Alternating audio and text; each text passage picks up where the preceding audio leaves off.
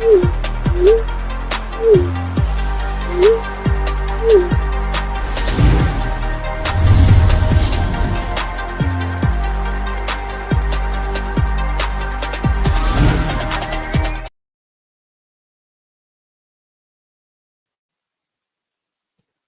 right. Good afternoon to those of you on the East Coast. Good afternoon also to those of you on the West Coast. I'm your host, Brandon Troy, also co creator of Movers and Shakers Unlimited. Thanks so much for joining us wherever you're watching from. Today, we are journeying back down memory lane for our special edition anniversary shows that we, on occasion do. And the topic that we're going to be talking about today is revisiting a film that is coming upon its 15th anniversary, that film being Batman Under the Red Hood. Released in July of 2010, the animated film adapts, of course, the 1988 Batman comic storyline, A Death in a Family, which sees the second Robin, Jason Todd, meet his end. And it also, incorporates and adapts components of 2005's Under the Hood storyline, which sees the appearance of a mysterious figure known as the Red Hood. But I will not be alone in talking about this said film. Today's guest is not only has an impressive variety of talents, not just as an actor, as a writer, and as a producer, beginning their career in England before heading, over here to the States. In this film, they portrayed the iconic role, of course, of Alfred Pennyworth. It is my pleasure to welcome onto the show Jim Piddock. Let me bring him on now. Jim, hello. Hi, Brandon. How are you? Good. Well, first and foremost, thanks so much for carving out some time today on your Saturday to talk about this film. Before we dive in, how are you? I'm okay. I'm all right. Yeah, I got back from Europe a couple of weeks ago, so I'm not jet lagged anymore. So I'm in good shape. Great. Well, I'll start first, Jim, just to talk about getting involved with the film in and of itself, and having coming across the script for this film, if you like to share.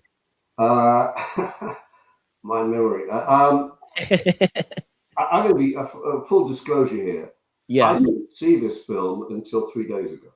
Oh wow. Okay. I've done a lot of voiceover work, but a lot more on-camera work, and so I've just been going, and it's only really in the last sort of year or two that I've started to slow down a bit. And so Yes. I still haven't seen a lot of the things I've done. But I just remember I'm sure I would have auditioned for it with my voiceover agent.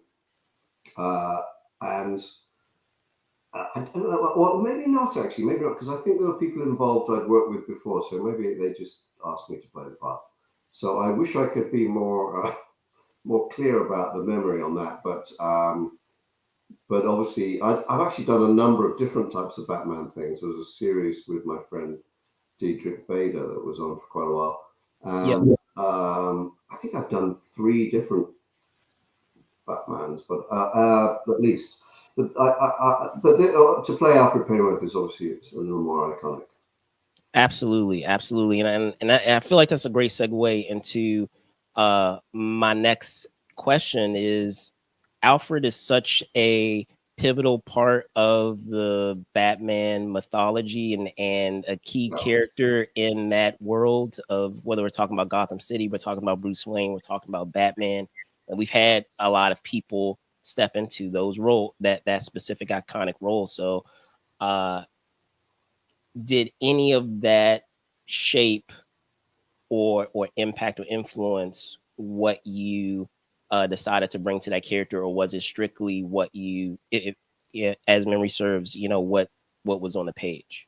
No, I think it came from me. I mean, there've been so many kind of great actors that played that part, and I didn't really have any interest in trying to emulate that or imitate that. So I just thought it was my take on it. I think he's been played in a few different ways, but that very, very much was my take on it, and I quite enjoyed it, watching it this week. And my wife commented, "You said your voice is so much higher," and I said, "Well, yeah, 15 years ago, your voice tends to get a bit deeper as you get older."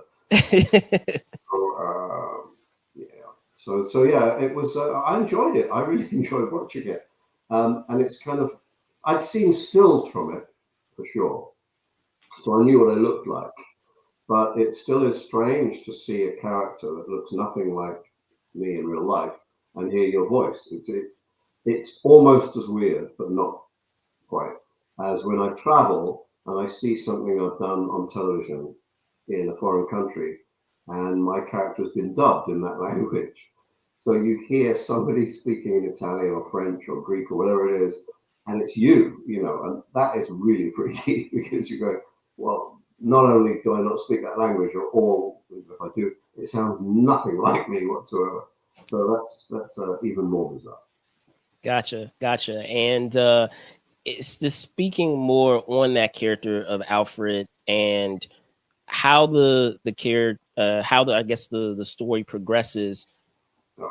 where he fits into that. I feel like he very much plays a competent uh for Batman, for Bruce Wayne in terms of trying to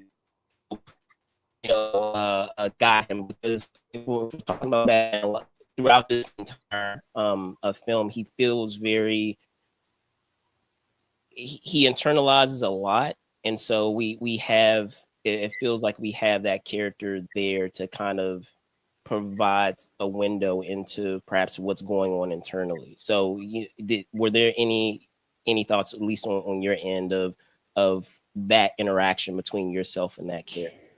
Yeah, I mean, I think he sort of serves as a sort of conduit between Batman's internal dialogue and the audience.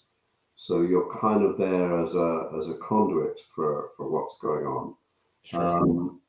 and a sort of guide really, or an interpreter. That's what it would seem like to me. That would be the way it would, the function of the character in that movie. Yeah. Okay. All right. Awesome. Now, you know, if I spent all the time, Jim, of how vast your resume is, and whether it's across acting or producing, as I mentioned before, we'd be here all day. But in talking about at least the acting side of it, and you were talking about at the top of voice work that you've done. Yeah. Um, in terms of those intangibles, those tools that you utilize for uh, you any character that you play, are you able to comment on what those pieces are, what that process is? Because I'm assuming that regardless of the variety of characters that you've had an opportunity to play, you still start from that starting point of certain things that you are utilizing to put that character together, whether it's understanding what they look like, what their background is, all of those things. Yeah, I mean, I think this particular piece of animation was quite realistic. I mean, it was not very cartoony, and some of the stuff I've done is much broader, in which case you can construct a character slightly more from the outside, and you can do a much more extreme voice, an accent, or a character and I think I've done a number of those. But this one felt more like a live action kind of film. Then you had to keep it real, so it came much more from me.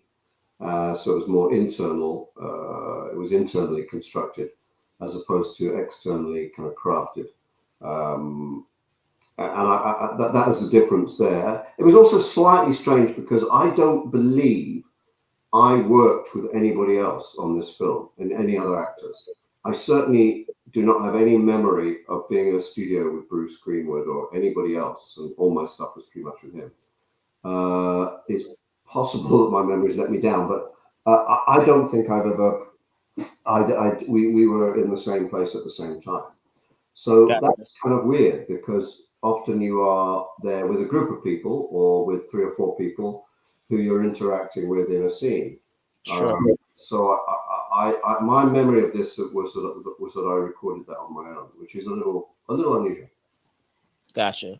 And you were commented on it just now and talking about just the subject matter. And I mean, I understand with this film, just because of the nature of the story, of how dark the story is, that originally there was an intention for it to be far darker than how it eventually turned up in terms of the cut that was made, the cut that we saw. Yeah. So if you recall, were there any components of it, at least with your character, that involved your character, in which maybe didn't make the what was eventually released? Because from what I understand, that it was very much R-rated in terms of what they were originally going for, and what they decided later to kind of not water it down, but to pull back a bit in order to make it in order for it to make that PG-13 rating. Yeah. I think it was darker. My memory of the script was quite a bit darker. I mean, my background originally is in comedy, so I always look for the lighter moments and the more comedic moments and the drier moments, that you can Sure. throw away lines. Um, and Alfred is a perfect character to be able to do that. It's just very dry and that kind of, I don't know if you know the film Arthur, but the John Gielgud kind of way that you just throw. Yeah. You don't have to push for a laugh or to push it to be lighter. You just do it in that throwaway, sardonic way. So I'm always looking for that, whatever I did. I mean, I did a film called Think Like a Man 2, where I played Kevin Hart's butler. Yes. Yeah. And that was a similar sort of dynamic, but in that case, I mean, not that, well, it wasn't a similar dynamic, it was a similar type of part for me, uh, in that I could be very dry and very kind of droll, and Kevin could be as crazy and as, you know, misunderstanding Oh, of, and I would be just like subtly making fun of him. And it actually, that was a great experience because it was a perfect kind of chemistry, and we could improvise a lot because we both had that background, and we couldn't be more different. I mean, we literally couldn't. He's so extrovert, and I'm so not. I'm very much introvert and throw away stuff. So it kind of that was fun.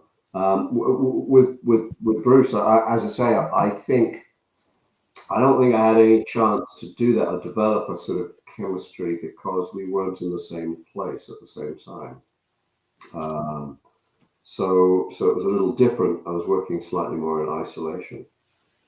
gotcha. And I imagine, uh, as you said, that there are occasions where you do have the luxury to have your fellow co-stars in the space, and then especially I feel like post pandemic, it's become actually far more common that I've discovered, where folks are not always Yeah. in the same space. So, and talking about that that change in trend, has that been something that has been an interesting challenge when doing voice work?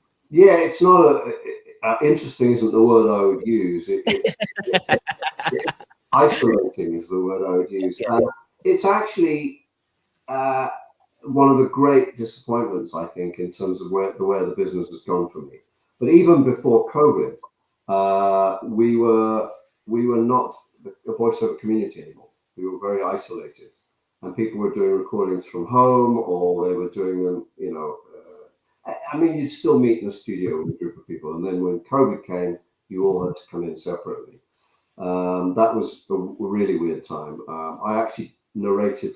I wrote a book called "Caught with My Pants Down: and Other Tales from a Life in Hollywood," which was a memoir, Yes. and I actually wrote that during COVID, and I had to record that in my walk-in closet in the house because it was the only place where the sound was right, and it was. And so I spent way longer than I should have because I had to be sort of engineer, the director, and the artist.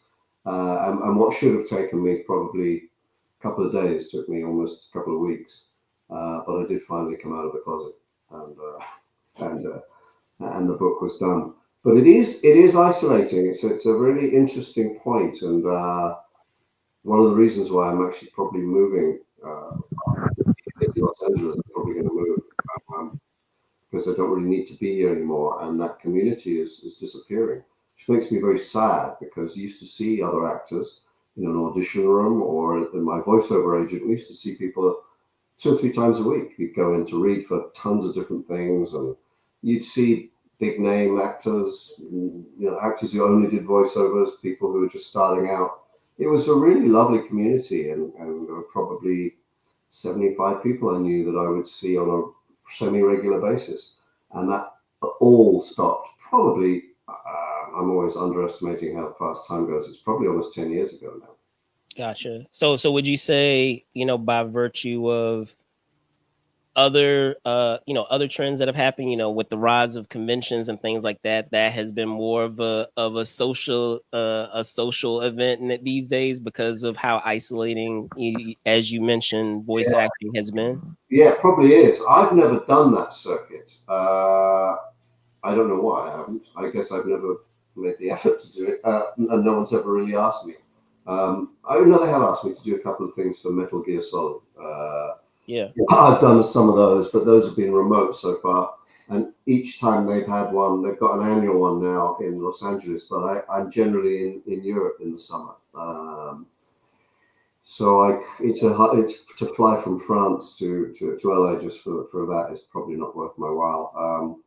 But I would be kind of interested in doing that for that very reason, because it would reintroduce me to a lot of people, and also introduce me to some of the people that watch the work and like the work and listen to the work. absolutely. I agree. So the one thing when we're in doing these anniversary shows, that's always fun, because it's always great to kind of reflect on your work for good or for worse, whatever the case may be.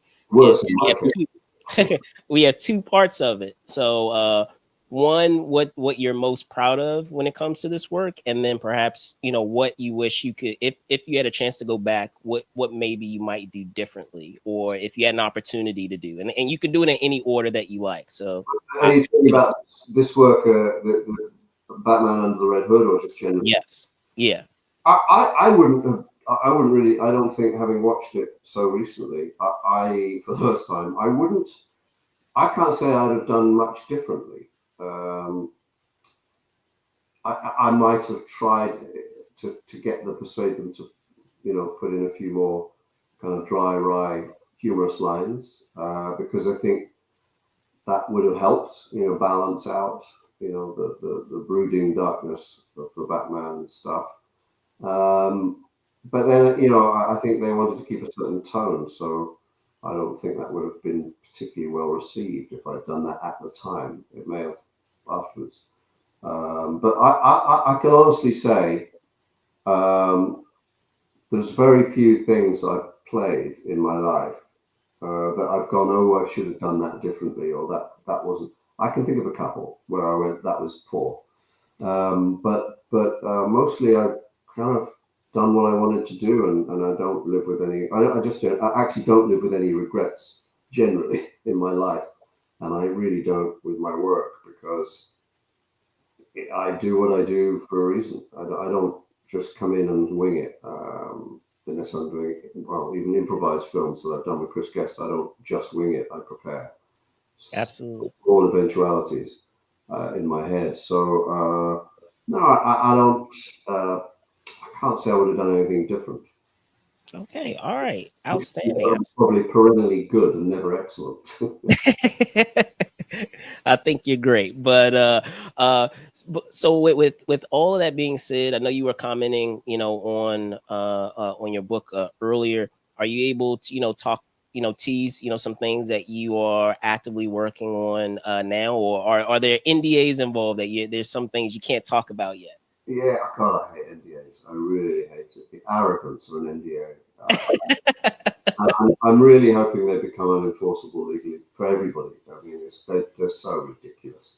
And whenever I see I have to sign something, unless it's something I really want to do, I say, nah, I'm not going to do it, because I'm not going to talk about it. And by the way, if you don't want me to advertise it, what's the point? I mean, social media or whatever. Right. Sure, I'm not going to. First of all, spoiler alerts. Who cares? I'm not interested in that. And so What am I working on? I've got a film that's being put together in England that's supposed to shoot this year that I wrote and I'm producing. It's sort of an English Seabiscuit type story. It's about a very famous horse and trainer. And I've got two series I'm putting together here, and one of them is actually a co-production with England. One is completely here, and actually animation series. The first animation series I've ever written. All right, outstanding, awesome, awesome. So with that being said, I am going to actually I'm going to wrap it up here, Jim. I appreciate you so much for hopping on and talking about Batman Under the Red Hood. Before I let you go, I know you were commenting on it just now, but I still want to give you opportunity. Can you tell folks where they can find you? Where they can find, I'm off X or Twitter as I still call it. I've gone off that because I'll say quite publicly I've never been ashamed to state my views on things. Yes. I think Musk is one of the worst people in the world, and I think he's destroyed that what was a very good social media app. You can find me on Blue Sky. Blue Sky I am on, and I can probably jimpiddock.bsky.social. You can find me there, and you can find me on Amazon. Here, look at this. Look at that. There we go. Awesome. You can find me there, and you can find more than you've ever wanted to know or see. Which is I'm very proud of that book, actually. A best-selling book, rated 4.7 on Amazon. I don't think even J.K. Rowling has that kind of number. That's all I have to, I think, social media-wise. I mean, Facebook I keep fairly personal and private. Instagram, I'm on Instagram. You can find me there. But I'm not as active. I suppose I'm quite active on Blue Sky, but I'm not as active on social media as I used to be. I'm seeing it abused so much that I'm not such a fan of it. Gotcha. Gotcha. Well, again, Jim, thank you so much. There you Pleasure. Yes, there you guys have it. Again, we were talking 15th anniversary of Batman Under the Red Hood. I'm your host, Brandon Choi, co-creator of Movers and Shakers Unlimited. Thank you guys so much for watching. Be safe out there and see you guys soon. Bye now.